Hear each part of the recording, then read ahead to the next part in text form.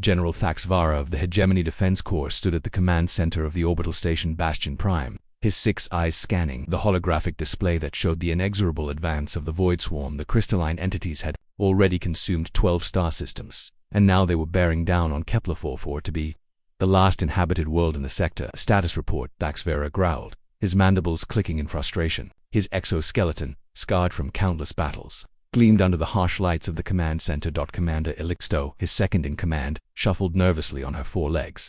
Sir, our defensive fleet has been reduced to 30% effectiveness. The swarm's adaptive shielding has rendered our plasma cannons virtually useless, and their reproduction rate. She paused, her voice trembling. They're literally eating our ships faster than we can replace them. Thax'vara's primary eyes narrowed while his auxiliary eyes continued monitoring the tactical displays. In his 3 centuries of military service, he had never encountered anything like the Void Swarm. The crystalline beings seemed to exist solely to consume matter and energy, growing stronger with each world they devoured. What about the evacuation? He asked, though he already knew the answer. 18 billion civilians on Kepler-44 to be certain. Our transport capacity can handle maybe 2 million before the swarm arrives, even if we stripped every available ship. Elixto's voice trailed off. The general's forearms clenched into fists. The mathematics were brutal and simple. They were going to lose billions of lives, and there wasn't a damned thing they could do about it. The hegemony, for all its advanced technology and military might, was about to suffer its first complete defeat in over a millennium. Sir, came a nervous voice from the communications station. Lieutenant Zekmoth, barely out of the academy, was staring at his console with a mixture of confusion and disbelief. Or receiving a transmission from, well, it's hard to explain, sir.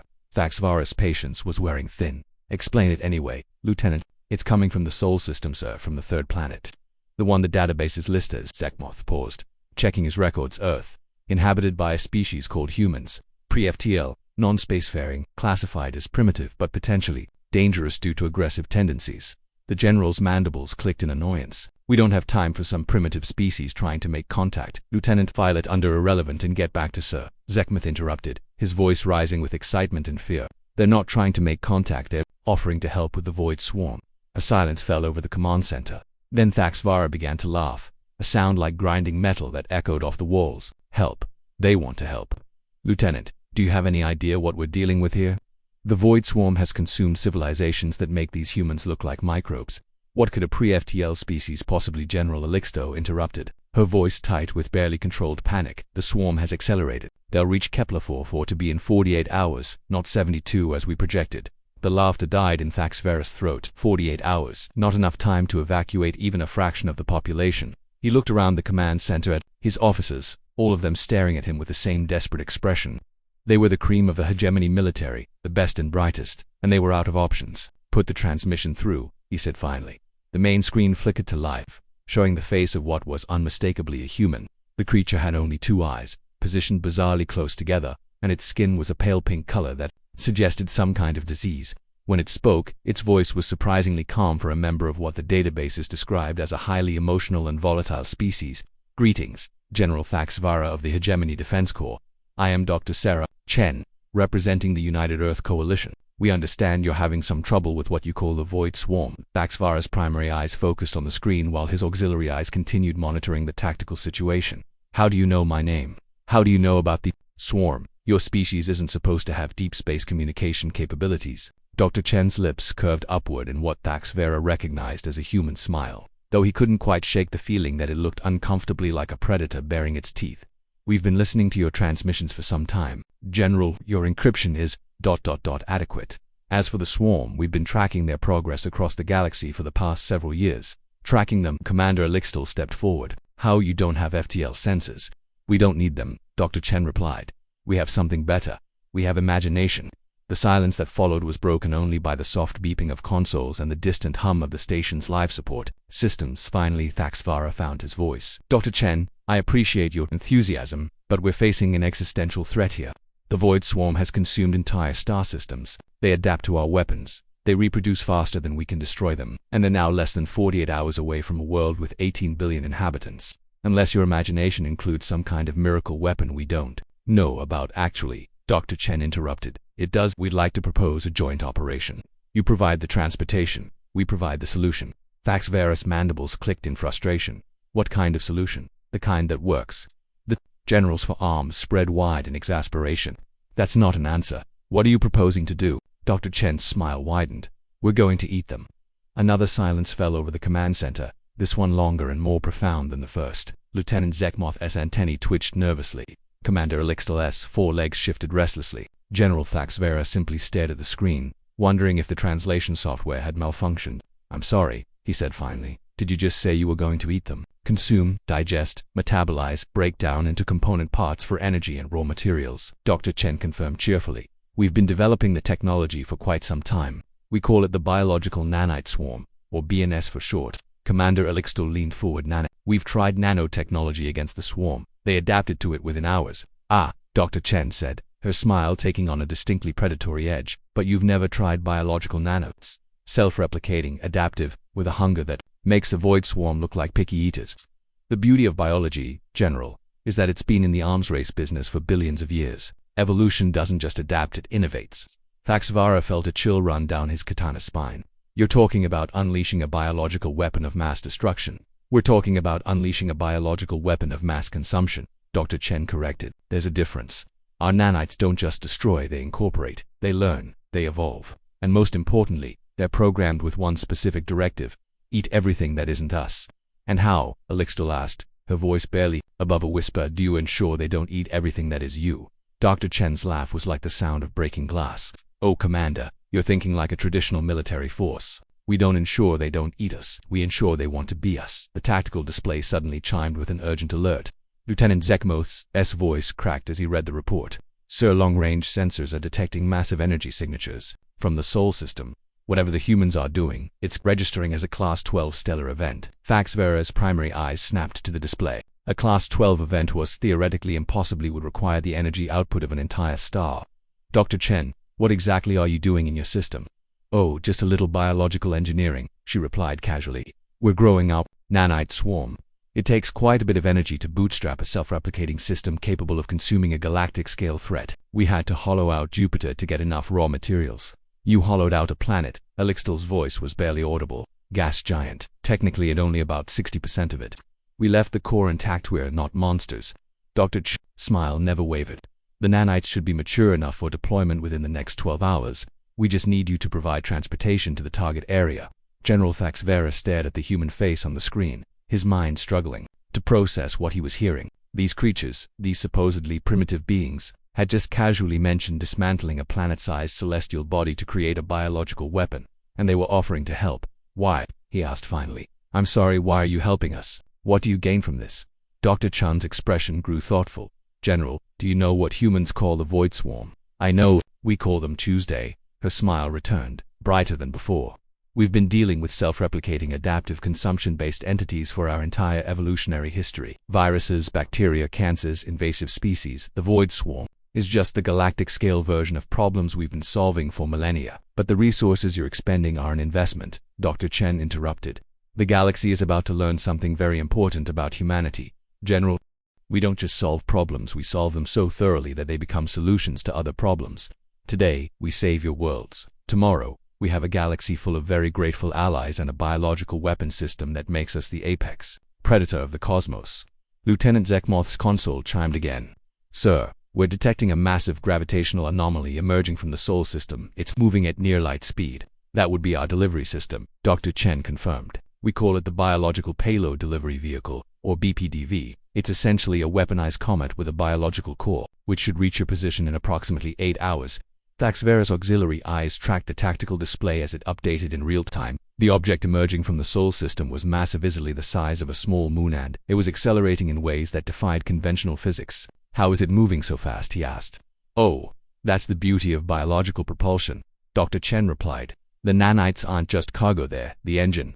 They're consuming the delivery vehicle itself, converting matter to energy for thrust. By the time it reaches the void swarm, it'll be nothing but pure biological destruction, with just enough momentum to penetrate their defensive formations.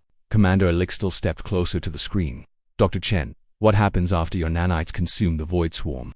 They go dormant, she replied. Lacking a food source, they'll enter a hibernation state and drift through space until they encounter another suitable target. Of course, they'll be programmed to recognize friendly signatures, so they won't attack any ships or planets under hegemony protection. And if they encounter other hostile forces, Dr. Chen's smile became positively radiant.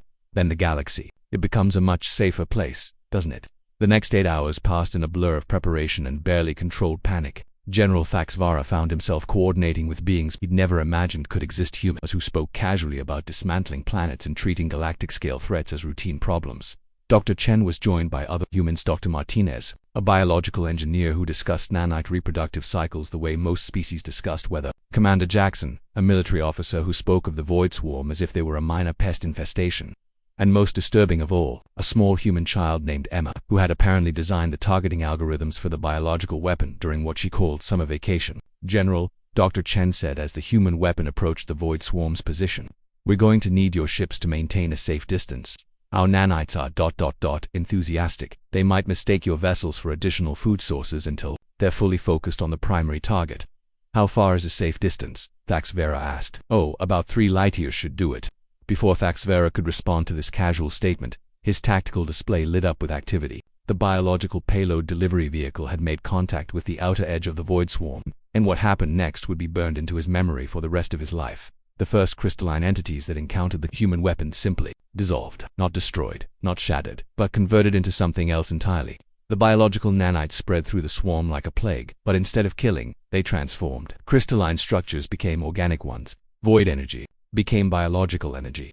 And most terrifying of all, the swarm's own adaptive capabilities were turned against it. "They're learning," Dr. Martinez observed with scientific detachment. "The nanites are incorporating the swarm's quantum manipulation abilities. Oh, that's interesting. They're also picking up their FTL communication protocols. This should accelerate the consumption process significantly." What had been a methodical advance by the Void Swarm became a rout. The crystalline entities, for the first time in their existence, tried to retreat, but the biological nanites had learned too much, adapted too quickly. They pursued the fleeing swarm across 3 star systems, consuming everything in their path and growing stronger with each victory. "General," Dr. Chen said, her voice cutting through Thax'vara's horrified fascination, "we're going to need to discuss the terms of our alliance." "Alliance?" Thax'vara managed to croak. "Oh yes, you see, our nanites have consumed quite a bit of hegemony technology along with the Void Swarm. Nothing critical, just some sensor arrays and communication equipment. But they've learned your encryption protocols, your military codes, your technological specifications." She paused, her smile widening. "We know everything about you now, General, your strengths, your weaknesses, your capabilities, your limitations."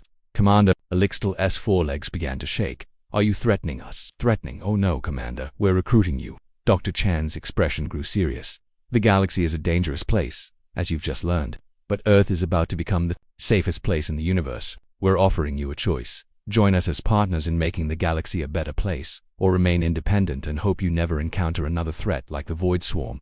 And if we refuse," Dr. Chan's smile returned, but this time it held no warmth at all, "then you'll discover what the Void Swarm felt like in its final moments. Our nanites are still out there, General, still learning, still evolving, still hungry. And now they know exactly what hegemony technology tastes like." The silence that followed was broken by Lieutenant Zekmov's trembling voice. "Sir, we're receiving priority transmissions from Hegemony Command. They're asking for a full report on the human intervention. They want to know if we can establish formal diplomatic relations." Thax'vara looked at the tactical display, where the last remnants of the Void Swarm were being systematically consumed by humanity's biological weapon.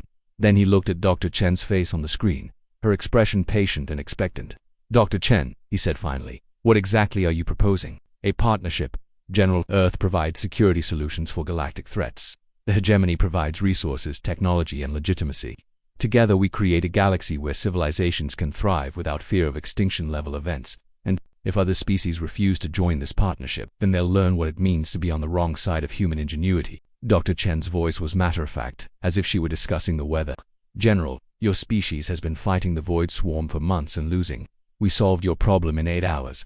Imagine what we could accomplish if we worked together." Thax'vara's mandibles clicked as he considered the implications. The humans had just demonstrated capabilities that bordered on the miraculous. They had treated a galactic-scale threat as a routine problem and solved it with casual efficiency. And now they were offering to do the same for other threats. "What would this partnership look like?" he asked. "Simple," Dr. Chen replied. "Earth becomes the galaxy's immune system. Any threat to galactic civilization, whether it's rogue AI, invading extra-dimensional entities, or just aggressive species that need an attitude adjustment, we handle it. In exchange, the galaxy provides us with resources, information, and the occasional interesting challenge." Commander Elixtal leaned forward. "And what guarantee do we have that you won't turn your weapons on us?" Dr. Chen's laugh was like breaking glass again. "Commander, if we wanted to conquer the galaxy, we'd have done it already. We're not interested in ruling, we're interested in problem solving, and right now, the biggest problem in the galaxy is that there's no one capable of handling existential threats. The tactical display chimed with another update. The biological nanites had finished consuming the void swarm and were now drifting through space, apparently dormant. But Thax'vara could see the underlying data. They were still there, still capable of activation, still under human control. Dr. Chen said, her voice softening slightly. We saved 18 billion lives today. That's what we do. That's what we've always done. The only difference is that now we can do it on a galactic scale. Thax'vara looked around the command center at his officers, all of them staring at him with expressions ranging from hope to terror. Then he looked back at the screen, at the human face that had just casually announced the dawn of a new era. Dr. Chen, he said finally, I think we need to have a much longer conversation about this partnership. Her smile was radiant. I was hoping you'd say that, General. Welcome to the future. It's going to be very interesting. As the transmission ended and the command center erupted in nervous chatter, General Thax'vara found himself contemplating the most profound realization of his long career. The galaxy had just acquired its first apex predator species, and they were offering to be humanity's junior partners in the venture. It was, he reflected, probably the best deal the hegemony was ever going to get. And somewhere in the vast reaches of space, dormant biological nanites drifted through the void, waiting patiently for their next meal.